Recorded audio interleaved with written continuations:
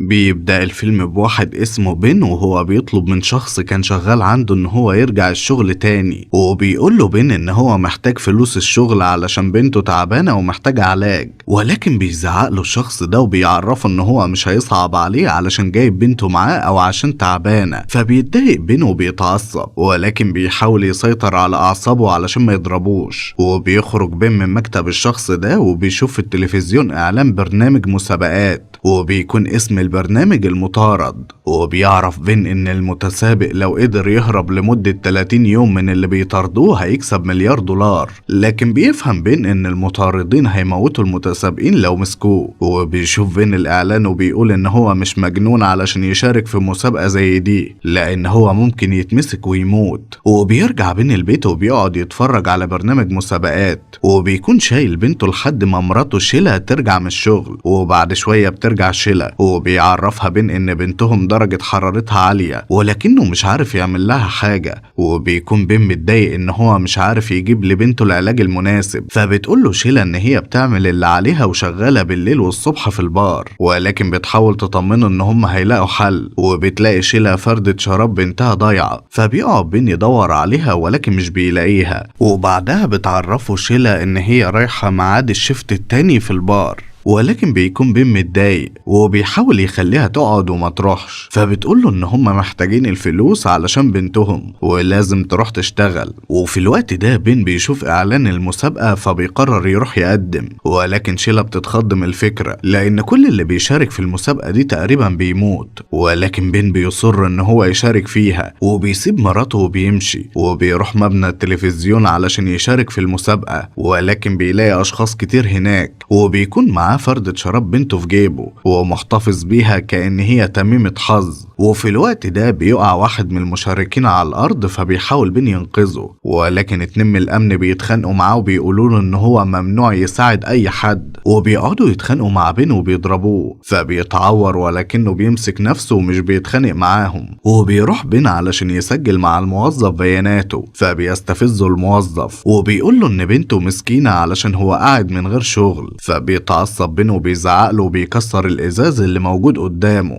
وبعدها بيكمل بين في التقديم للمسابقة، وبيتكلم مع واحدة متسابقة اسمها لافلي وبيتعرفوا على بعض. وبيتعرف بين على متسابق كمان وبيكون اسمه تيم، وبيروحوا كلهم يلبسوا بدل خاصة باللعب. وبيجري بين على المشاية بأعلى سرعة، وبنعرف ان الشخص اللي هيخسر في اللعبة دي هو اللي مش هيقدر يجري على المشاية بسرعة كبيرة. وبيفوز بين في المرحلة دي، وبعدها بيجروا المتسابقين على أماكن مرتفعة وبيتسابقوا علشان يشوفوا مين الأسرع. ولكن بين بيلاحظ إن تيم هيقع، فبيمسكه وبينقذ حياته. وبعدها بياخدوا استراحة وبيتكلم معاه تيم وبيشكره، ولكن بيقول له إن هو ما كانش المفروض يساعده علشان ما يخسرش. وبيجي واحد من الأمن وبيضرب بين وبيقول له إن هو ما ينفعش يساعد أي شخص جوه اللعبة. فبيمسك بين العصاية اللي بيكهربوه بيها وبيعمل نفسه مش متأثر بحاجة. وبعدها بيوصل بين للمرحلة الأخيرة وبيكون معاه تيم ولافلي. وبعدها بيقعد بين مع دان منتج البرنامج علشان يمضي على الموافقة على مشاركته في الجزء الأخطر من المسابقة، ولكن بيكون بين متردد إن هو يكمل. فبيقول له دان إن المفروض يكمل علشان هو محتاج فلوس لعيلته، وبيديله دان ظرف فيه فلوس. وبيعرف بين إن عيلته هتبقى عيلة غنية لو كمل في المسابقة وعاش لمدة أسبوع واحد. ولكن بيقول له بين إن هو مش عاوز يموت. فبيرد عليه دان وبيقول له إن هو واثق إن هو هيفوز، وإن هو أول مرة يقول كده المتسابق مشارك في البرنامج. وبيفكروا دان بإنه ساب شغله، وده لأنه خطر بحياته علشان زمايله في الشغل، وإن هو برضه بيتعامل في المسابقة بنفس الطريقة. وبيطلب منه دان يخاطر علشان عيلته زي ما خاطر علشان الناس الغريبة.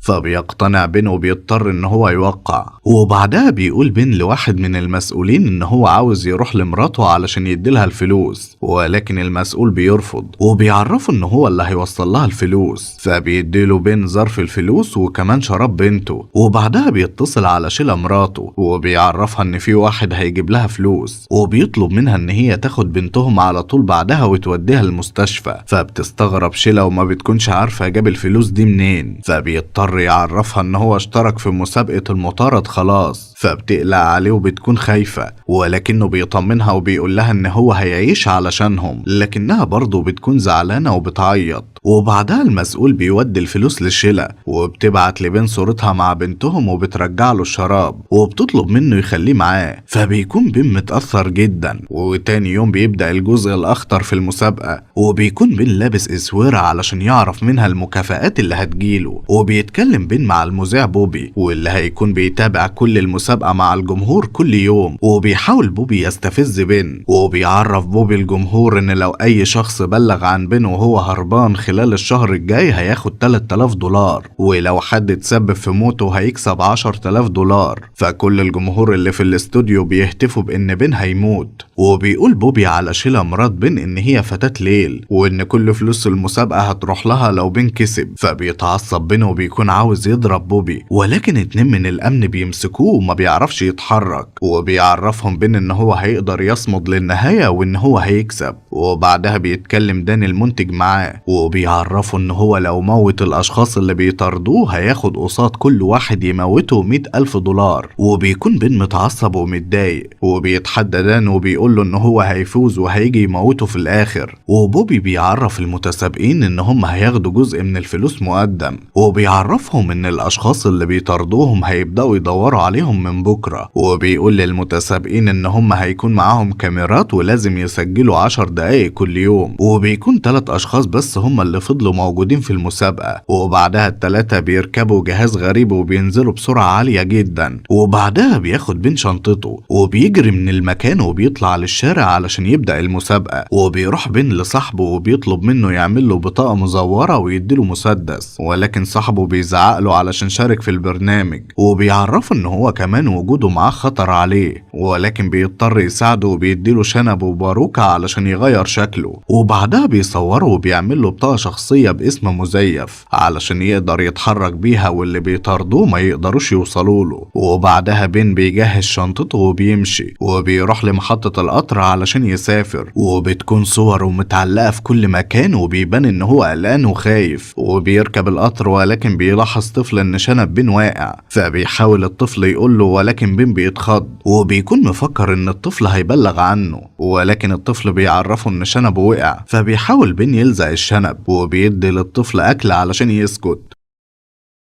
وبعدها بين بيوصل لآخر محطة وبينزل وبيروح يقعد في فندق، ولكن الشنب بيكون واقع خالص وبيكون قلقان ان موظفة الاستقبال تبلغ عنه، ولكن لحسن الحظ ما بتتعرفش عليه. وبعدها بيطلع بين اوضته وبيفتح كاميرا المطاردة وبيسجل لهم فيديو علشان يبعته لهم زي ما قواعد المسابقة بتقول. وبعدها بيفضل بين قاعد في الأوضة يتفرج على التلفزيون. وبيعدي اليوم التاني وبيكونوا المطاردين معرفوش لسه مكانه، ولكن في الوقت ده بيروحوا المطاردين لصاحب بين وبيهددوه وبيضربوه. فبيضطر يعترف ان هو عمل لبين بطاقة مزورة وبيعرفهم اسمه الجديد. وبعدها المطاردين بيحاولوا يحددوا مكانه. وفي الوقت ده بيكتشف بين ان المطاردين وصلوا لتيم اللي معاه في المسابقة وخلصوا عليه. فبيزعل وبيعرف ان هو ولافلي بس اللي فاضلين في المسابقة. وبيسيب بين الفندق على طول وبيمشي. وبيحاول يغير في طريقة كلامه واسلوبه علشان محدش يعرفه.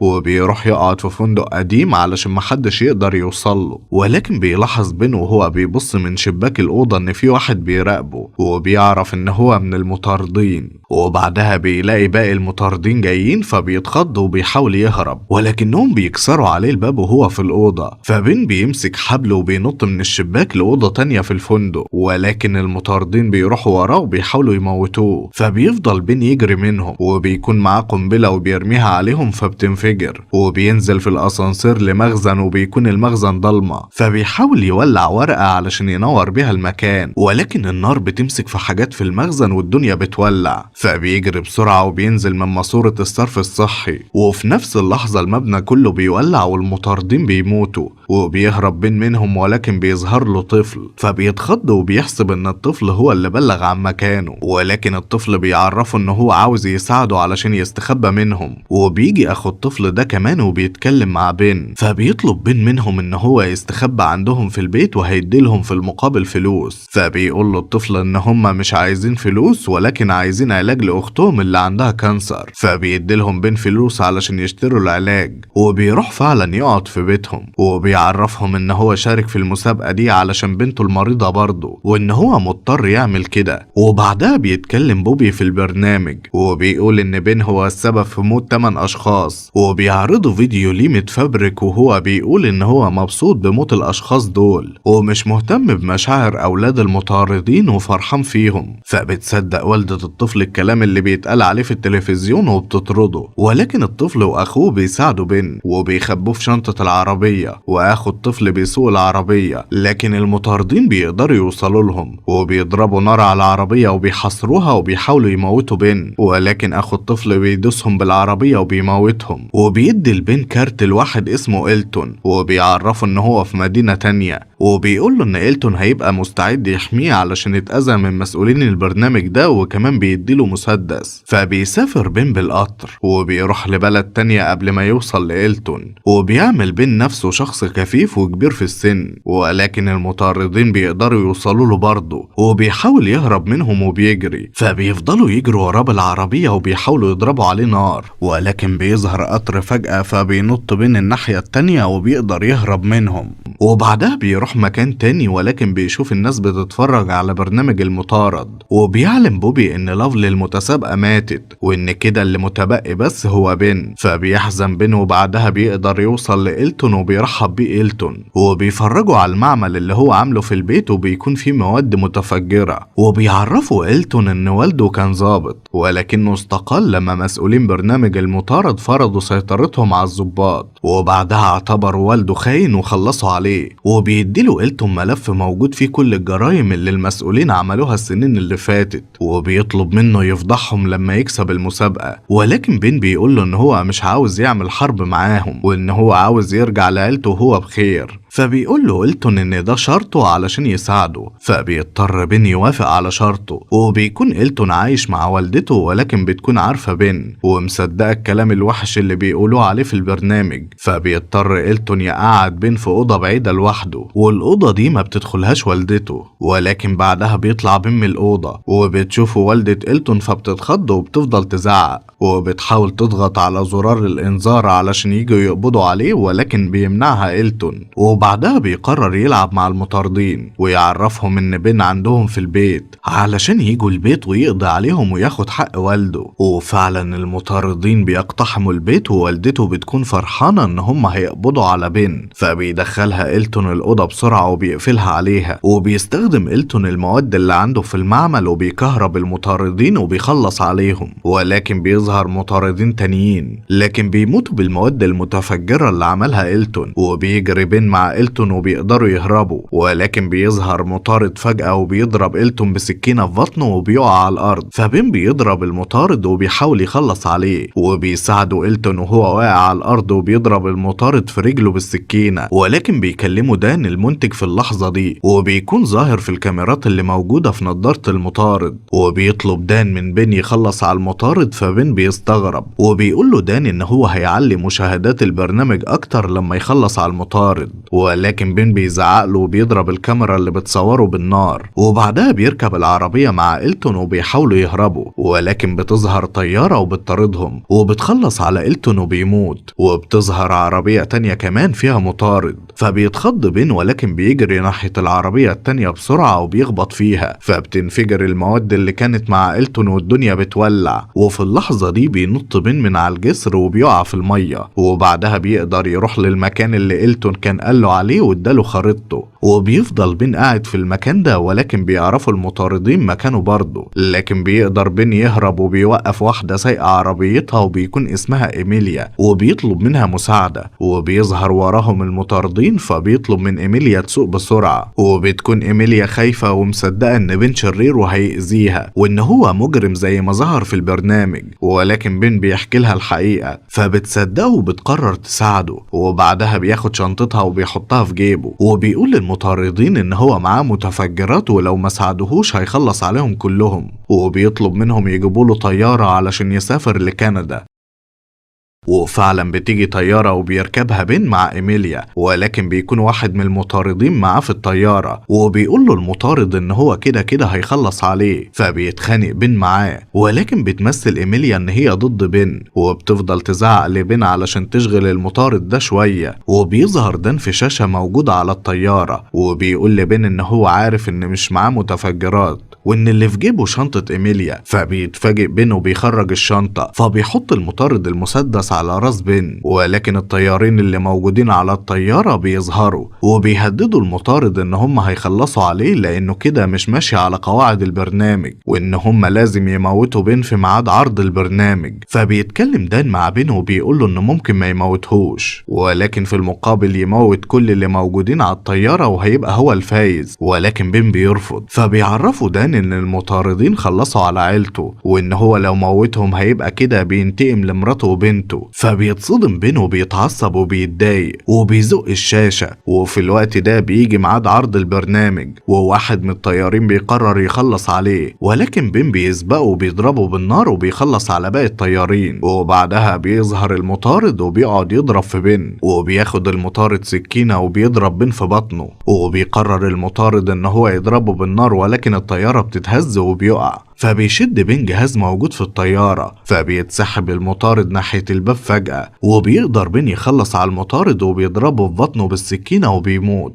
وبيطلب من إيميليا إن هي تلبس المنطاد وتنط من الطيارة، وفعلا بتسمع كلامه. وبعدها بيتكلم بين مع الكاميرا وبيكون فاكر إن كلامه بيتعرض في البرنامج، وبيقول إن المسؤولين عن البرنامج ده هم اللي مجرمين وإن دان واحد منهم، وبيطلب من الناس يقطعوا البرنامج وما يتفرجوش عليه. ولكن بيظهر دان على الشاشة وبيعرفوا ان كلامه ده مش هيظهر للناس وان نهايته هتبقى في الطيارة دي وهتنفجر. وبيتحكموا المسؤولين عن البرنامج في الطيارة عن بعد، وبنشوف الطيارة وهي بتنفجر فعلا، ولكن بعدها بيظهر شخص على الشاشات وهو مغطي وشه وبيفضح المسؤولين عن البرنامج وبيعرف الناس بجرايمهم. وبعدها بتظهر شيلا مرات بين وبنته وبيكونوا لسه عايشين وما ماتوش، وبتشوف شيلا واحد شبه بين من بعيد ولكن مغطي وشه، لكنها بتتأكد ان هو بين وبتروح له وبتكون مش مصدقة ان هو لسه عايش. وبعدها كل الناس اللي موجودين في الاستوديو بيثوروا على مسؤولين البرنامج، فبيستقيل بوبي من البرنامج وبيسيب دان لوحده، ولكن الناس بتولع في الاستوديو وبيضربوا دان، فبيحاول دان يهرب ولكنه بيقع على الارض، وبيظهر بين وبيضرب دان بالنار وبيخلص الفيلم.